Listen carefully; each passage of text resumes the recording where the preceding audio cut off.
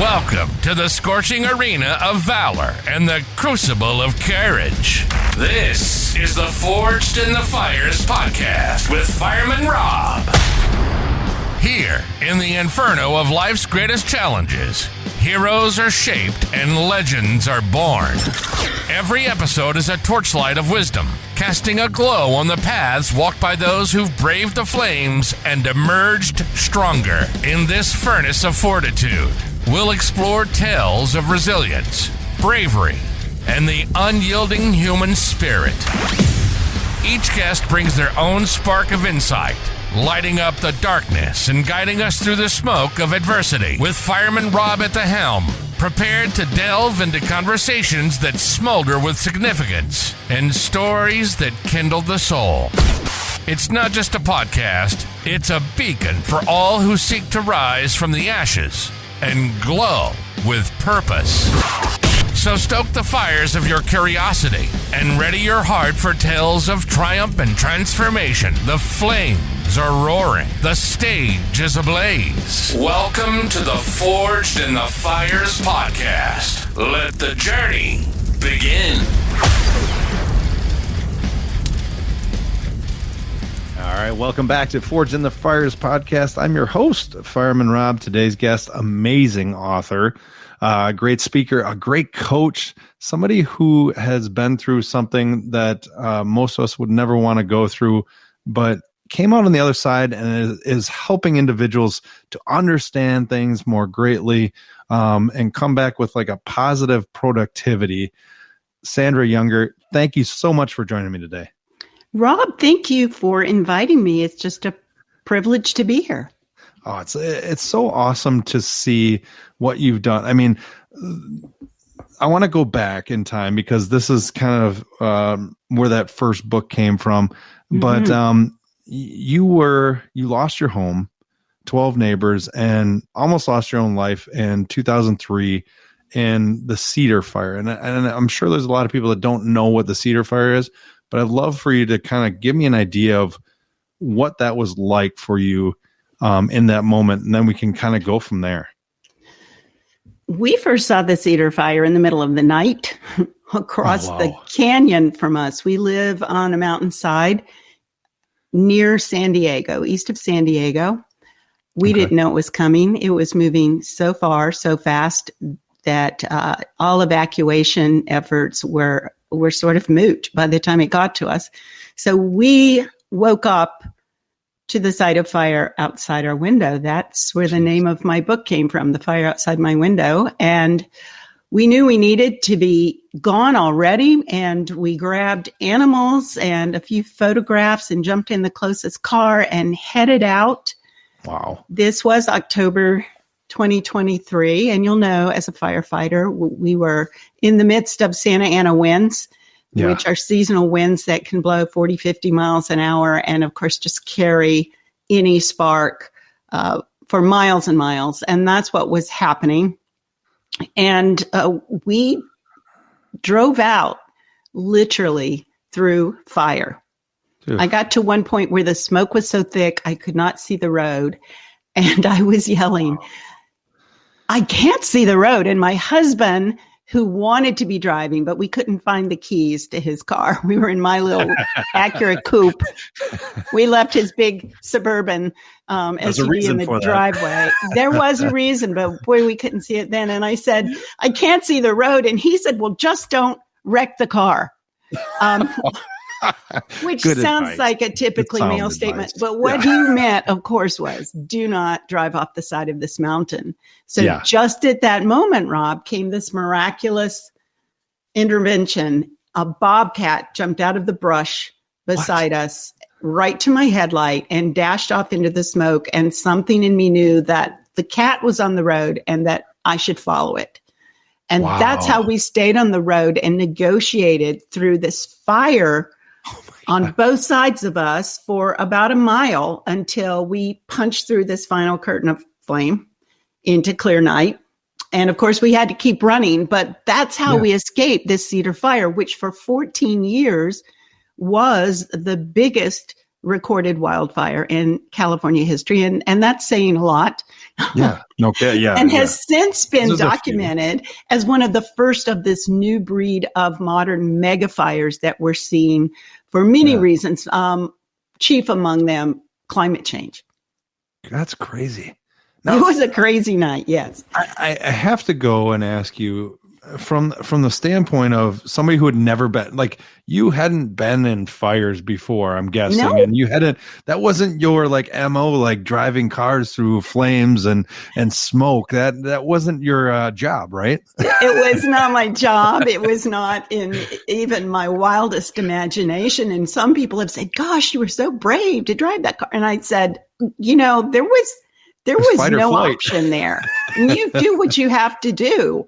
There was no staying because the fire was right there at our house when we left. Wow. And it's amazing what you can do when you have to, when you're in survival mode. Right. And in your mindset at the time, do you remember moments of it where like you were like thinking that it was the end, or were you thinking that I can do this. I can get through this. I'm going to keep on the road, husband, but I'm going to do this. I never thought it was the end. I did think about the gas tank that was suspended under my car when I was driving across these rivers of flames that were just running across the road. And I kept thinking, maybe it's like when you run your finger through a candle flame. If you keep going fast, it won't burn you. But I was solely focused on finding the way out of there, on staying on the road. We have about half a mile of a dirt road in our neighborhood off the main paved road that runs through our community, Wildcat Canyon Road. And I was solely focused on finding Wildcat Canyon Road. And we couldn't see, of course, very far ahead at all in the smoke. So we were both working on it. Bob was saying left, right, and I was bouncing off the edge of the road. And by the time we got out, my bumper was popped out and the back end of my car was scorched, which as a firefighter, is not a good thing. It's not a good thing. No, it's not. My firefighter friends told me later, wow, when we get scorched in a fire, we just feel like that's a near-death experience. Yeah, we did a bad thing. No, wait, you said you're trying to find, what was the road? Wildcat? Wildcat Canyon Road is the road that runs up and down this area where we live. It's the only way in or out. Which is also not the best choice in real estate, I would say to anyone today. Wow. But a bobcat led you out, though. That's the weirdest thing. On Wildcat Road. Isn't that something? Yeah. And your husband's name is Bob. My husband is Bob. It was really I'm seeing all of these things coming together. This is great. It's kind of weird. Like it's more than weird. Yeah, it is weird. It is. Definitely weird. Do you feel that now with everything that you're doing, right? Mm-hmm. Do you feel that there was some reason that you were meant to be here still, that you were meant to punch through? For sure. There were 12 people who died in Wildcat Canyon within a mile of us, and they were doing the same things we were doing at the same time. Right. At one point, Rob, I started thinking back to if this or that little circumstance had gone differently, we wouldn't have gotten out. And I made a list of about 30 things. Wow. And then I just kind of got the shivers and stopped. But the Bobcat was, of course, the most dramatic example. But there were so many other things that could have easily gone one way or the other. Why did we even wake up? We didn't even know why until about 3 years later, when I finally got around in the interviews I did to write the book about the fire. I interviewed one of our neighbors, and he told us that he had gotten some advance notice on the fire from people he knew in the area, and we hadn't lived here long enough to know them, but he knew, and he was leaving. And as he was leaving, he said he sat at the top of our driveway and blew his horn for as long as he felt he could stay, because he could see the fire was getting there. And then he drove away, and as he looked back, he saw a light come on in our house. So that's weird too, right? We have a friend who is a captain in the Navy. Yeah. And he said to me at one time, he said, "No, I don't want to get all religious about this, Sandra, but that bobcat, there was something going on there." There was something going on. There was something going on. That's crazy. Yeah. I just felt like it was a gift. It was a gift that we got out. And I was a career journalist at the time. I was editing a magazine.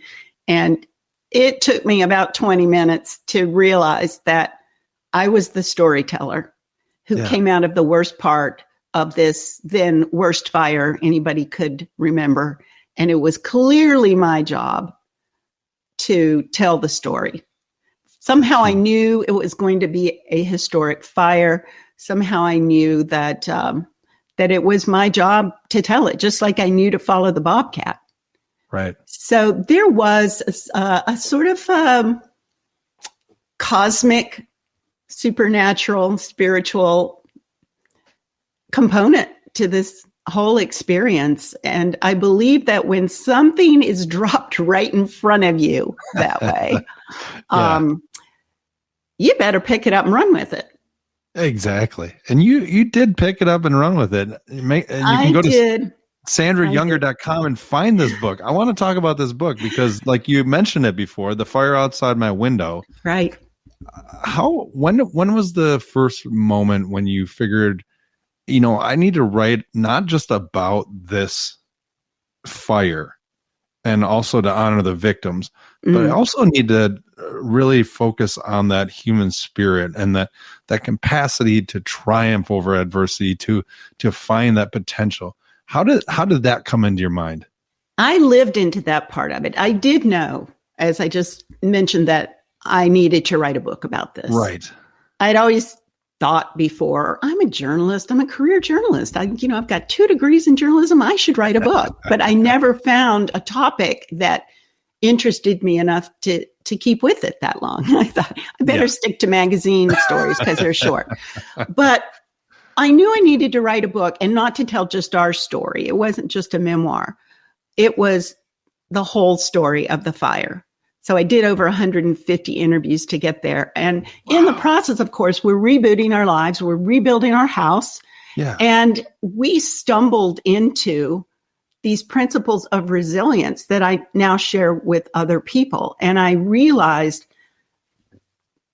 think I realized this much early on, that there was a choice in how you respond to any sort of adversity. In this particular adversity, I saw it as a choice that there was this sort of new land out in front of us now that we never expected to find ourselves in. Like, I never expected to find myself driving down a mountain through smoke and fire. Right. And it had all sorts of opportunities I knew that I couldn't see, but I had been put into this new place on a new path.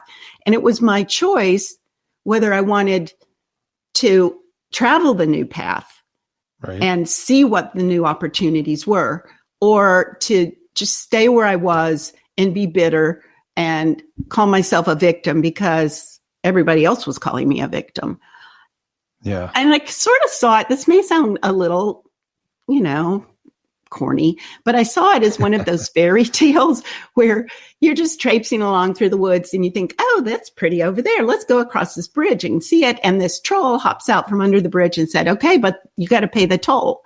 And you ask, what is the toll? And the troll, taking the toll, says, it's everything you own. Huh. You got to give me everything you own, your house, everything in it. Right?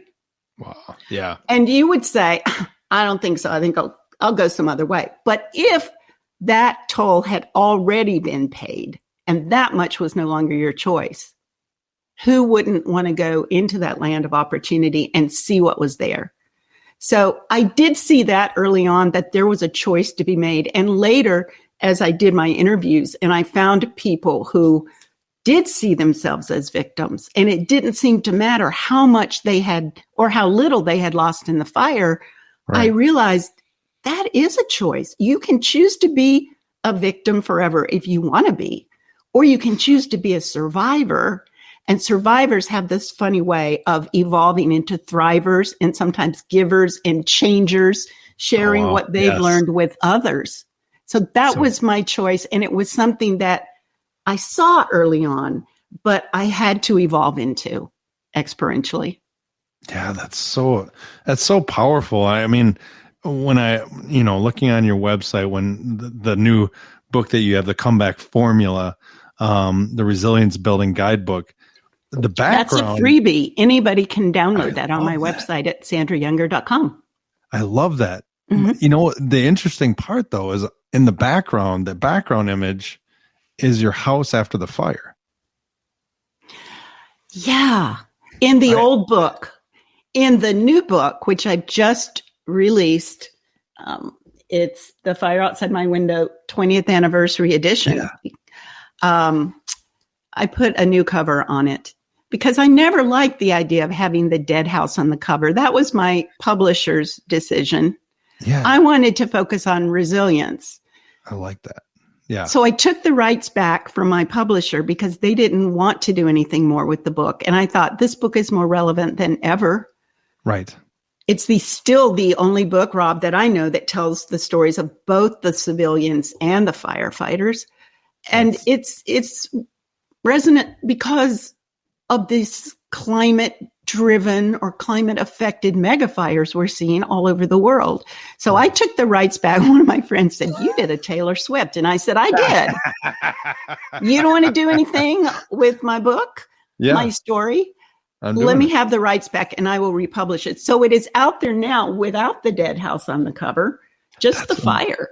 I love that because it's almost that signification of that you've moved past that trauma that burned up what was into that new fire, that passion that burns inside you to create this comeback and this resilience. How do you translate that when you're talking to emergency managers or when you're talking to individuals who have went through something as devastating and as in essence life-changing as you did? How do you give them that feeling of, yes, right now may be something you may feel like that dead house on the background, but you have that ability to come back? What is that message that you give to them? I'm always in awe when I have the privilege of speaking to responders and emergency managers, emergency professionals of any kind, because I was in the fire for maybe 30 minutes. Right. And you people in the fire service and in the emergency field are in it all the time. And it creates enormous trauma. Yeah. And especially because most of you go into that field with big hearts wanting to help people and make a difference. So how I first approach it is with humility and gratitude. And I say, thank you for letting me be here. And thank you for being interested in hearing my story, because I'm not an emergency professional. I'm one of those people on the other side of the doors that you knock on. Right. And then I just share my story. That's all I can share. And I share what I learned as I realized that resilience was a choice. And as I looked into that and found that resilience is not a finite commodity that we're born with more or less of, but resilience is a skill set that we can build like a muscle. And I share with them the 5 things that are in that free download on my website, the Comeback Formula, the very powerful but common sense practices that are proven by experience and a lot of scientific study, actually, to build resilience. And there are things like gratitude and patience and connection. One thing I love to say to responders is be tough enough to ask for help when you need it. Accept help that's offered to you and be tough enough to ask for help, because it's hard to call 911 when you are 911, right? Exactly. That's a great point.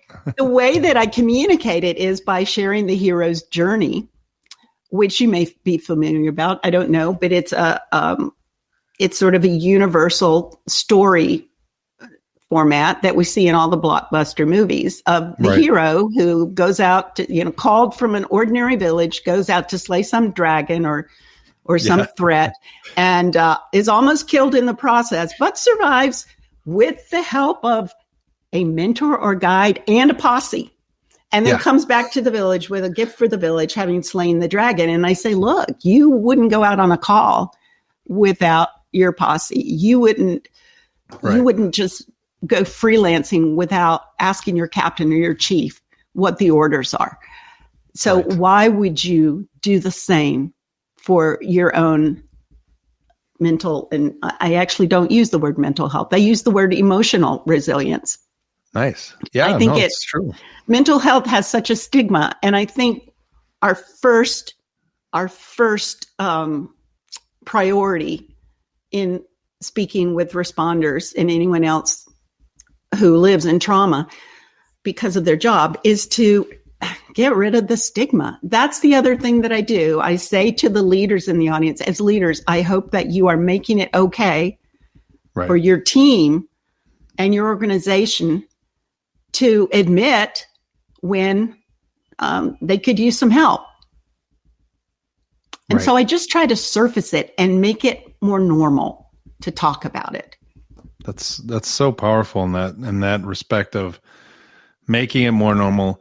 And from what you went through, I think it's so powerful to be able to have that voice, because a lot of times it's so hard in the first responder community and with individuals who have went through trauma, that when somebody else talks to them, who they maybe look at their background and their experience and like, that's great that you want to tell me stuff, but what I went through was so much more difficult, or what it's that constant judging or figuring out where you fit within that society. Have you found that as you progressed in your time that you've gotten more open to like hearing those other, because you coach also as well, right? I do. And let me ask you right here, Rob, you'll need to edit this part out, but are you hearing this beeping that started where I am? I can hear that. Yeah. Is that going to be a deal breaker here? No, you're totally fine. Don't know what it is and how to turn it off. It's a backup alarm. Don't. I mean, it might be a fire alarm. How appropriate. Okay. That was sorry for that aside. No, that was no. It's totally fine. I like this. This is normal. Can you repeat the question? So as you're coaching, so like everybody that goes through like the traumas and the challenges in their life, as you see it as a coach, is it a different thing that you have your own personal challenge that you went through? Is it easier to relate to those individuals who are going through those challenges? Because I think that's a lot of times the problem in first responders is that we go and, well, they can't relate to what I've been through. Mm-hmm.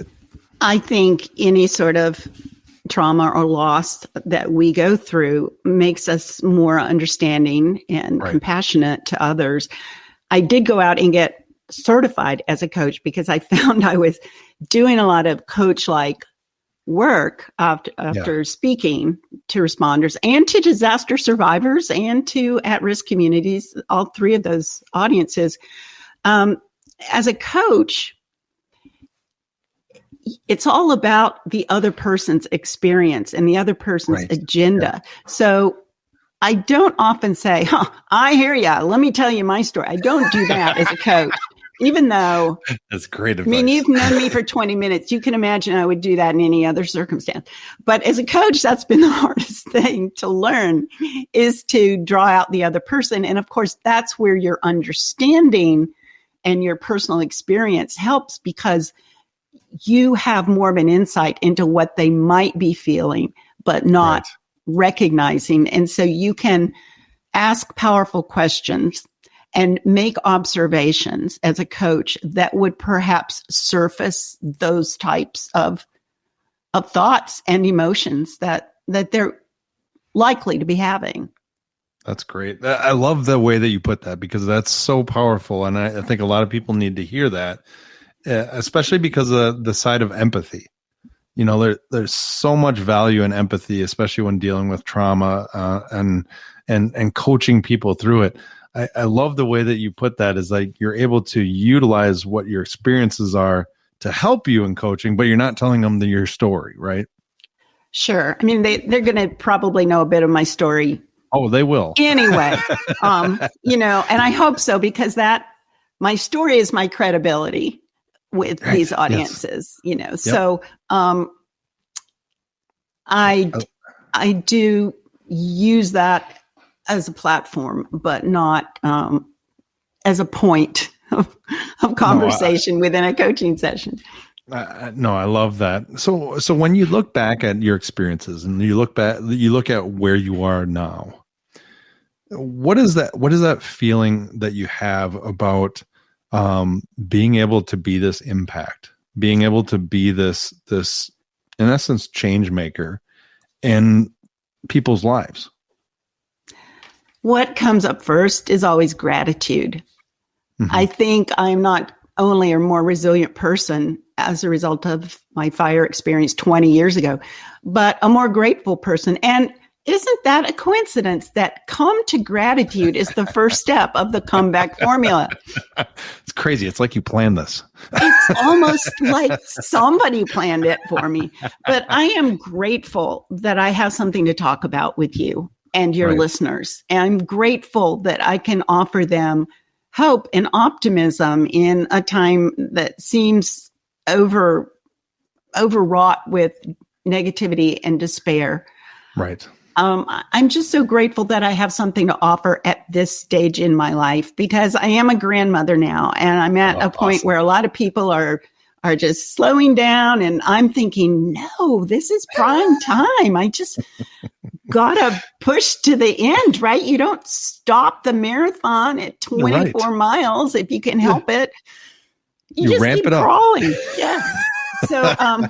So I'm very happy I was able to relaunch this book under my own label, and also as a special 20th anniversary edition that puts that fire in the historic position and framework that we can now see with that hindsight. And I think that I have used it, and especially the new introduction that I've added, to highlight those lessons that I learned from the fire about resilience. So I'm just thrilled and grateful that I can have this opportunity. I love it. I love it. Well, make sure you go to sandrayounger.com. You can find out more about her speaking, her coaching. You can also find her books on there. And like you said before, you can download free that amazing book that I just did. The comeback formula. Comeback formula. It's awesome. It's awesome. SandraYounger.com. I always end the same way. So are you ready? I've got three questions for you. Okay, shoot. All right. So if you could go back to your 18-year-old self and give yourself one piece of advice, what would that be? You're going to be okay. That's a good one. I like that. All right. The second one, everybody's going through challenges and struggles in their life, and some are bigger, some are smaller, but they're all personal challenges. What would you give somebody two habits that they can incorporate into their daily life that can continue to help them to push forward, to live forward? I think that first one would be to live in gratitude. Yeah. Find something, no matter how small, how minute, to be grateful for, because that shifts our mindset to see the opportunities that are out there. And the other one I think might be, do what's yours to do. Don't feel like you have to save the world, but what's yours to do is going to show up right in the middle of your path. You won't have to look for it. And that's going to be enough. That's going to be more than enough, whatever it is, how big or little it seems. So live in gratitude and be open to do what's yours to do in the world. That's perfect. Don't worry about what other people This last one's going to be fun. Okay, so if you could have coffee at a firehouse table, so in other words, you can ask any question. Gosh, I'd love that. Yeah. With three people, they can be deceased or alive. Who would those three be? Oh, gosh. Out of all the people who have ever lived. Yes. See, I just put you right on the spot. Yeah, you did, didn't you? Oh my gosh. Well, I have some questions for Jesus, so I'd want him in there. I like that. I think Queen Elizabeth the First.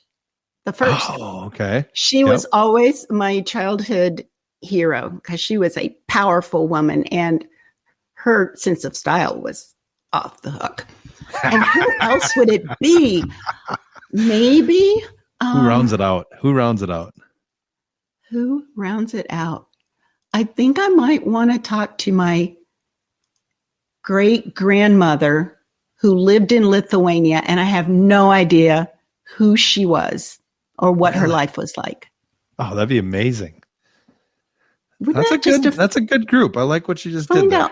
Yeah. It's a little 2 women and 1 man, and the man is Jesus. That's probably not what you were looking for, Rob. Sandra, I am not ever looking for anything on that question. I just love the answers that I get. That's all that matters. That's crazy. I mean, there's so many other people I would love to talk with, right? Exactly. Well, and a lot of them are in the fire service, and I do get to talk to them. So again, there you go. You don't even need to worry about having coffee with them then. That's right. Well, it's been such an honor and a privilege to have you on today, and definitely keep doing the amazing things that you're doing. What a joy, Fireman Rob. I want to say the same thing right back to you. Thank you. Thank you. And make sure you go to sandrayounger.com. You can find out more about her speaking, her coaching, as well as her books. Thanks for joining us today. We'll talk to you next time. Awesome, Sandra. Thank you so much. Thanks for listening and supporting the Forged in the Fires podcast with Fireman Rob. Remember, don't forget to like and subscribe to this podcast. And please share this episode with a friend or family member. To find out more about Fireman Rob, or if you have a question, go to www.firemanrob.com. Until next time, live your life forged in the fires.